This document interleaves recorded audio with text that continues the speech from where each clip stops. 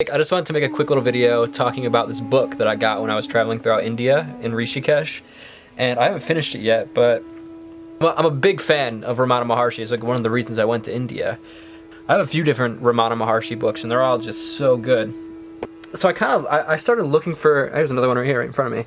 I started looking for other teachers similar to Ramana Maharshi, or like kind of along that line of thinking. What Ramana Maharshi teaches is non-duality, that everything in the universe is one thing, one experience. He breaks it down in such a brilliant, philosophical, easy to digest way. I always look for teachers that are like that are like can totally just break it down in a simple way that's like anyone can understand. I'm an idiot, so I need someone that can like spoon feed all these, you know, deep things to me. And then I was in a bookshop in Rishikesh and I found this book, which was next to the Ramana Maharshi books. I Am That, Talks with Sri Nisargadatta Maharaj. He's a brilliant teacher that I just kind of always overlooked. And I got this book, and I couldn't put it down. And you know, it's almost blows my mind that I haven't finished it. But this is a book that if you're interested in spirituality and you're interested in like self-discovery, in like a spiritual kind of way, like, you know, when you go outside, this is what it reminds me of. This is exactly what this book reminds me of. Is like when you go outside and you're like maybe camping or just, you know, just outside normally, and it's just a beautiful night. One of those nights where like the moon and the stars just happen to catch your eye differently for some reason, you know. It just clicks, and a beautiful moment. You share a beautiful moment where it's like existential in a way, where you're like, wow, I'm a part of something super mysterious and super beautiful. And like, I can't believe that I'm not always in this moment, because what the fuck is going on? We all have those moments in life, you know?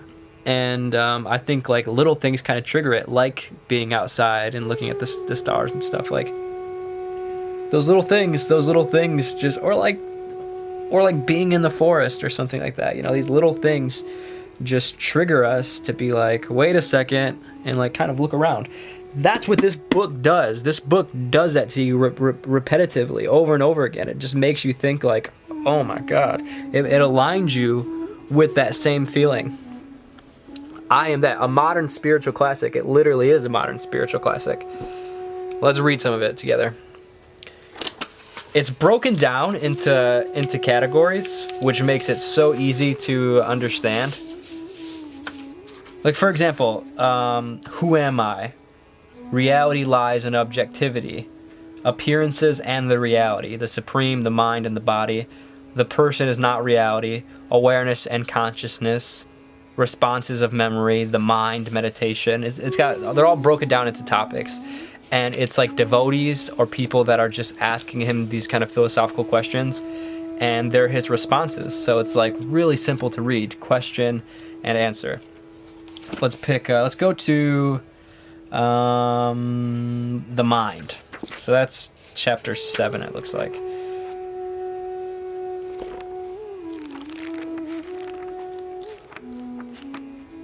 Chapter 7, 15. So on the first page of the mind, the questioner asks, why do you deny being to the world?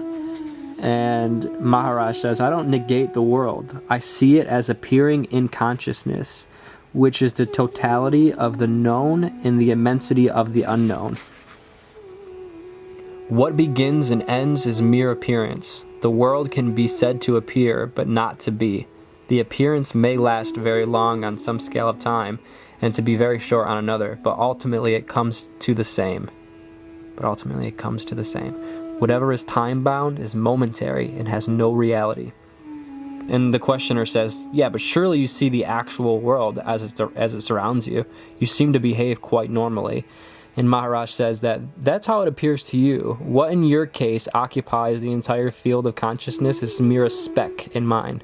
The world lasts but for a moment. It is your memory that makes you think that the world continues. Myself, I don't live by memory. I see the world as it is, a momentary appearance in consciousness. And then the questioner says, in your consciousness? And Maharaj says, all idea of me and mine, or even I am, is in consciousness. Period. is then your absolute being unconsciousness? And Maharaj says that the idea of unconsciousness exists in consciousness only. That's just like one little page. Like, there's so much deep stuff in this book, and like I just picked something randomly. Like, if I would have went through and highlighted like the most intense stuff, this book literally has some mind-blowing, life-changing, revolutionary philosophies in it. And like, no matter where you come from, if you come from the West or you come from a different planet, this is pretty easy stuff to understand, and it's pretty like applicable regardless of what kind of cultural background or religious background you have. Like, this is just kind of true stuff. Let me try to find something good. Here's a pretty cool one. Are you ever glad or sad, and do you know joy and sorrow? And Maharaj said, call them as you please. To me they are all states of the mind only, and I am not the mind. Is love a state of the mind? Again, it depends what you mean by love. Desire is, of course, a state of the mind. But the realization of unity is beyond mind. To me, nothing exists by itself. All is the self. All is myself. To see myself in everybody and everybody in myself most certainly is love. Person says, when I see something pleasant, I want it. Who exactly wants it, the self or the mind? And then Maharaj says that the question is wrongly put. There is no who. There is desire, fear, anger, and the mind says, this is me, this is mine. There is no thing which could be called me or mine. Desire is a state of mind perceived and named by the mind. Without the mind perceiving and naming, where is desire? Then the guy says what I would ask too. But is there such thing as perceiving without naming? And then Maharaj says, of course. Naming cannot go beyond the mind, while perceiving is consciousness itself. And then the person says, when someone dies, what exactly happens? And then Maharaj says that nothing happens. Something becomes nothing, nothing was, and nothing remains. And then the questioner says, yeah, but surely there's a difference between the living and the dead. You speak of the living as dead and the dead as the living. And then Maharaj says, why do you fret at one man dying and care little for the millions dying every day? Entire universes are imploding and exploding every moment. Am I to cry over them too? One thing is quite clear to me.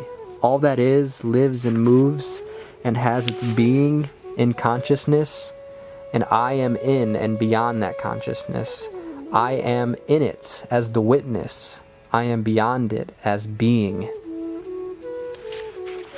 So this book is really far out, and he is a student of Ramana Maharshi. I don't know if I mentioned that earlier, but that's how I found this book. And yeah, I mean, that's just flipping through random pages. So like, if you start this book, it really is just, it's one of the best books on like spirituality that I've read.